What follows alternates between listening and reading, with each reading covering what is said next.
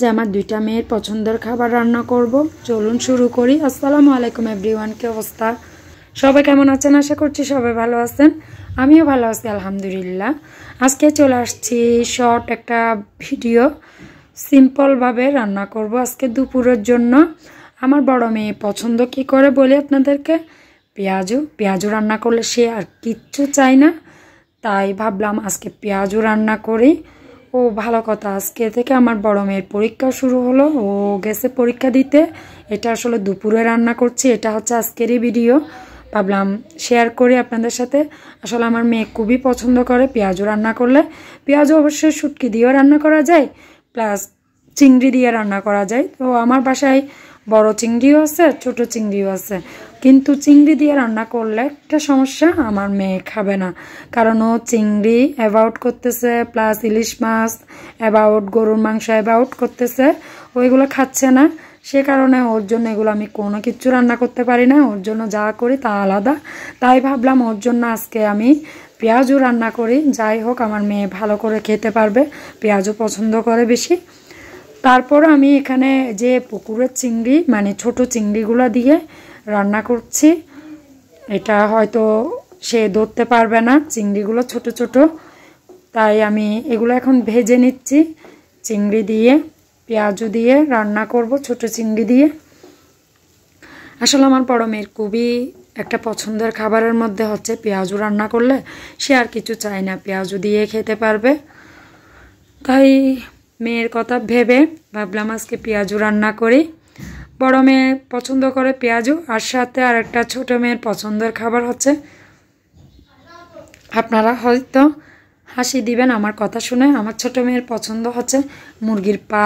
এগুলা খাইও বেশি বসে বসে, তাই কয়েকটা পা আমি পরিষ্কার করে এগুলা মশলা মাখিয়ে রেখে দিয়েছিলাম ফ্রিজে।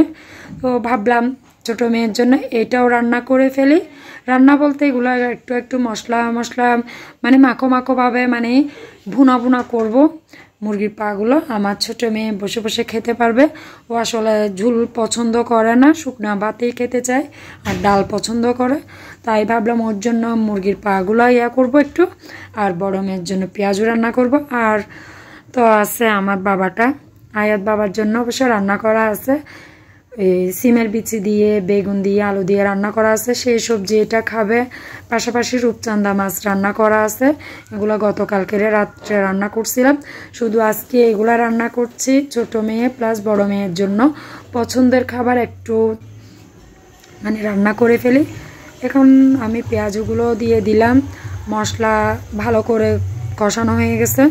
তারপর ঝোল দিয়ে আমি পেঁয়াজগুলো দিয়ে দিছি। উপরে এখন ধনেপাতা ছিটাই দিচ্ছি। ধনেপাতা দিলে অসাধারণ লাগে, আসলে সব তরকারিতে ধনেপাতা দিলেই ভালো লাগে।